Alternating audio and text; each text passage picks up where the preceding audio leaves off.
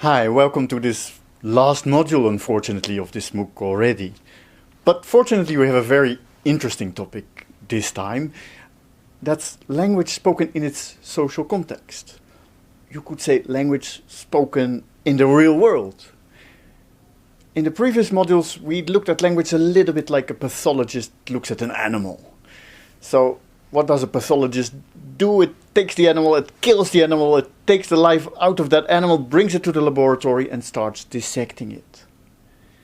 Well, there's many things you can learn from dissecting an animal like that. And similarly, there's many things you can learn from studying language like that, from dissecting it, from analyzing words and sentences and sounds and meanings the way we have done so far in this course. But we could also try to study animals in the real world, when they are alive, when they walk around. And similarly, we can study language in that way. We can study language in its natural context. What's the natural context for language? Interaction between people. Well, linguists who do that, such linguists are called sociolinguists, and their field is called sociolinguistics. And that's the topic of this module. Social linguists usually look at language as a dynamic system, which means it's something which changes all the time. And that's actually true. I mean, you can observe it. Every language changes all the time. Everywhere in the world you hear old people complain about how younger people speak. Well, that's a sign that languages are changing. That's what interests social linguists. They study how language changes and therefore also how it varies.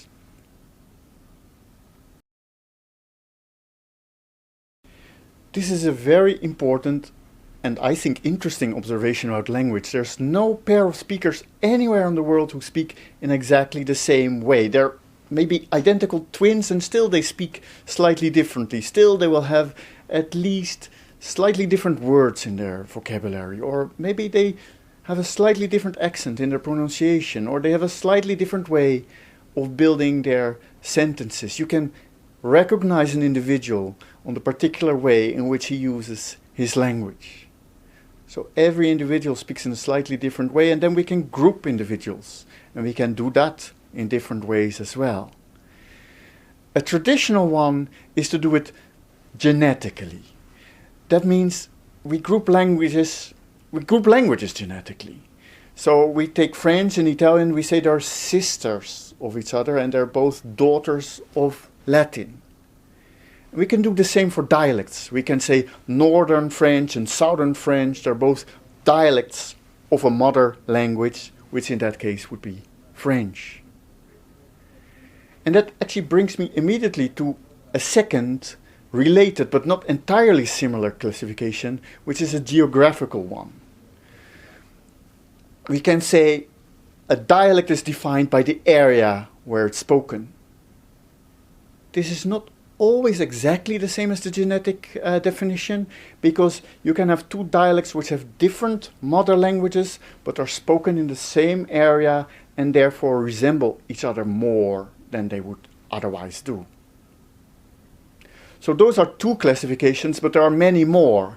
We can also group people according to their age, and actually we find some correlate to that in language as well. People who have more or less the same age will tend to speak more alike than people who are older or younger than they are. That's also true for gender, so for men versus women. In most societies, men and women will tend to speak slightly differently. Or it's true for social class. Rich people, wealthy people will speak differently from poorer people. For instance, people of higher education speak differently from people of lower education. Those versions of language we call sociolects. And those sociolects consist of the tiniest units of our social analysis, which we can call idiolects, the languages of individual beings. Sociolects are not above idiolects because the language of an individual is defined by different kinds of sociolects to which this individual belongs. So I'm an individual, I'm a man, I'm a professor, I'm Dutch, and my language can be understood as the combination of sociolects of many different groups. What is the reason that there's so much diversity? It's very striking. Why is it the case that there is no language in the world where you have no variation? It would be very practical to have no variation. It would be very easy if everybody would speak exactly in the same way. Given that there is variation, there can be confusion. If I speak slightly differently from you, it means maybe sometimes you don't understand what I say. If I change my language, it means that maybe previous generations will no longer be able to understand me perfectly. So why is there this impractical thing of variation? Well, one answer seems to be that language is not just used for this practical thing of transferring information. I have this idea in my head and I move my mouth and you hear it and then you have more or less the same idea in your head. We also use it for other kinds of information to show who we want to be, who we are. And that's very similar to clothes.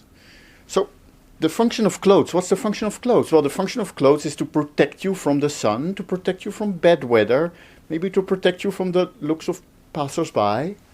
But that's not the only function of clothes. I mean, you cannot understand everything I'm wearing from just that particular function. Why am I wearing all these things I'm wearing now? There's another function. I'm wearing these things because I try to show who I am, who I want to be.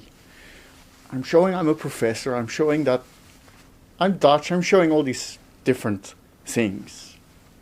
Take this tie. Why am I wearing a tie? It doesn't protect me from anything. It just has this social function. And language has similar functions.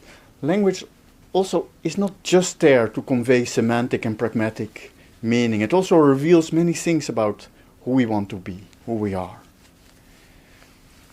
And if language is linked to social structure in this very intimate way, then it's no miracle that it varies and that it changes. People vary. Every individual human being is different from an individual human being. So their language varies as well. People change, so their language changes as well. The way we dress also doesn't stay the same. The way we dress also varies from one person to the next. There's of course certain limits. Those limits are given, for instance, by biology.